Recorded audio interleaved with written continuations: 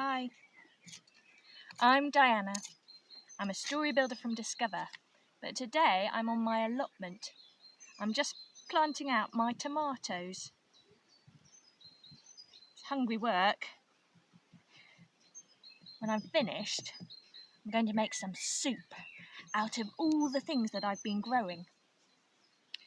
That reminds me of a story. It's called Quill Soup by Durant, illustrated by Blankenaar and published by Tiny Owl. I'll just get clean and I'll read it to you.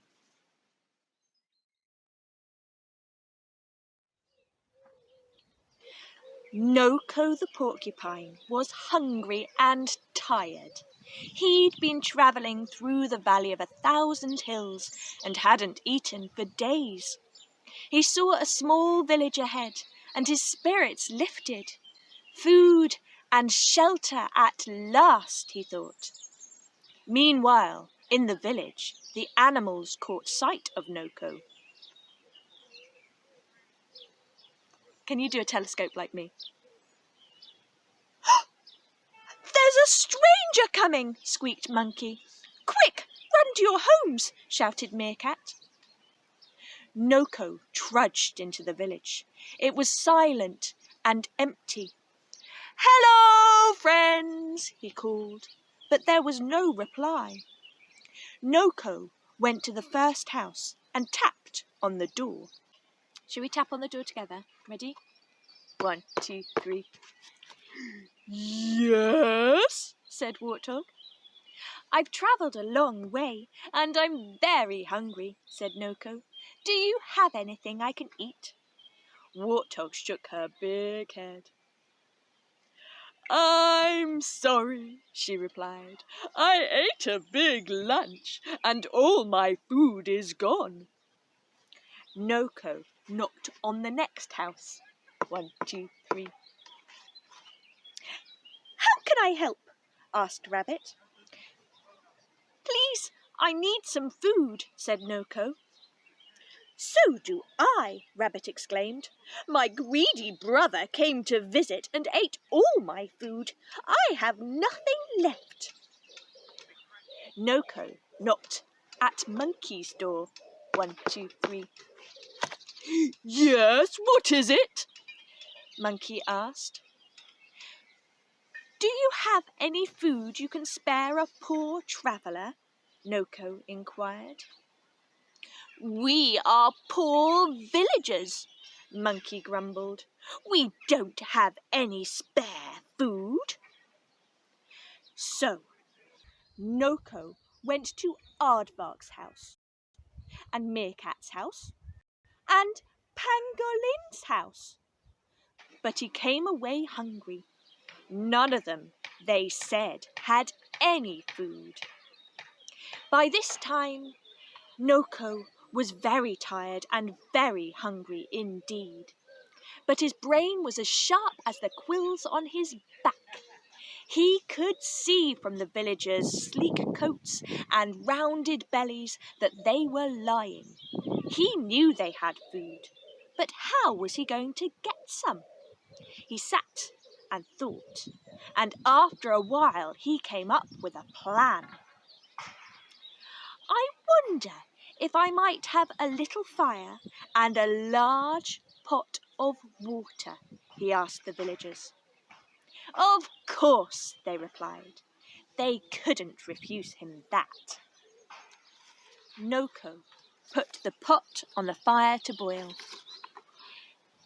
"It seems I shall have to make my own food," he sighed. "I shall make quill soup." He plucked 3 quills from his back and dropped them into the pot. "Shall we put some quills in the pot? Count with me. 1, 2, 3. Very good." "But surely the quills are too hard and sharp to eat," Warthog said. "Wait and see.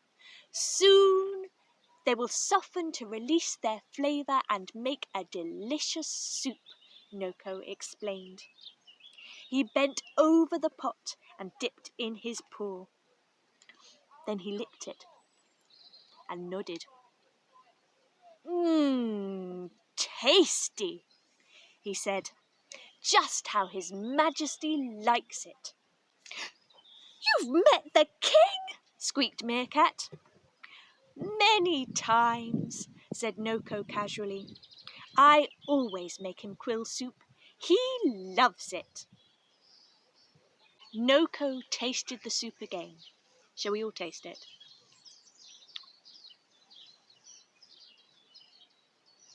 If only I had some carrots, he said ruefully.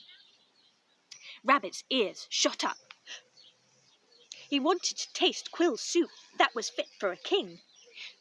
I think my greedy brother may have left a carrot or two, he blurted, and he hopped away to find them.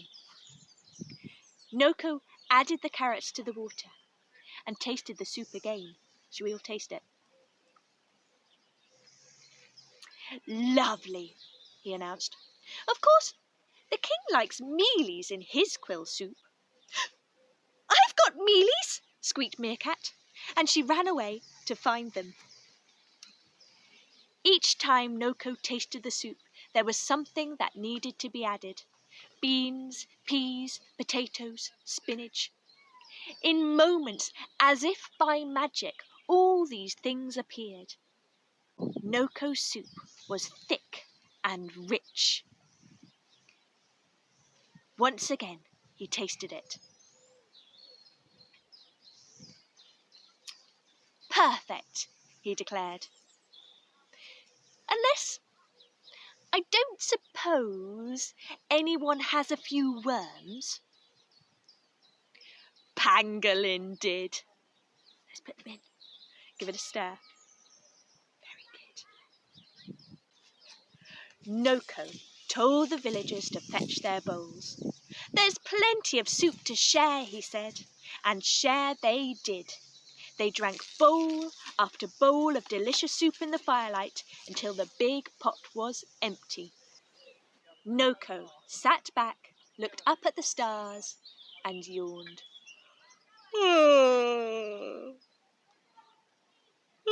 wonder if you might have a hole where I could sleep, he asked. A hole? Monkey cried.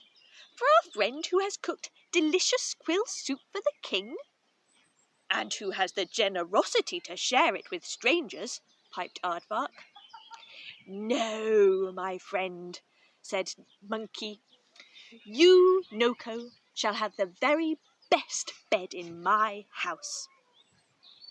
You're too kind, Noko smiled.